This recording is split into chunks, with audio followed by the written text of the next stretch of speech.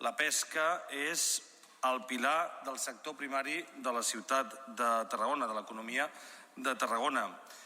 Són llocs de treball, és identitat, és cultura, és gastronomia, és sobirania alimentària i és l'estructura, la columna vertebral històrica del barri del Serrallo. Moltes polítiques, ben intencionades o no, es fan des de despatxos que estan molt lluny, sense diàleg amb el sector i uniformitzant un sector que és molt divers. És a dir, aquí s'han fet moltes normes pensades per grans empreses pesqueres oceàniques, com les que operen a l'Atlàntic, que no tenen res a veure amb el model familiar que abans dèiem del Mediterrani. Quan parlem amb les persones que treballen a la mar, ens adonem que es veuen ofegades per la burocràcia i que surten amb por. I aquest no és un bon clima per poder treballar. Ells han de poder sortir a la mar i fer molta pesca. I hem de brindar les condicions perquè això passi alhora que es generin les condicions per regenerar el fons marí i la fauna, com abans dèiem.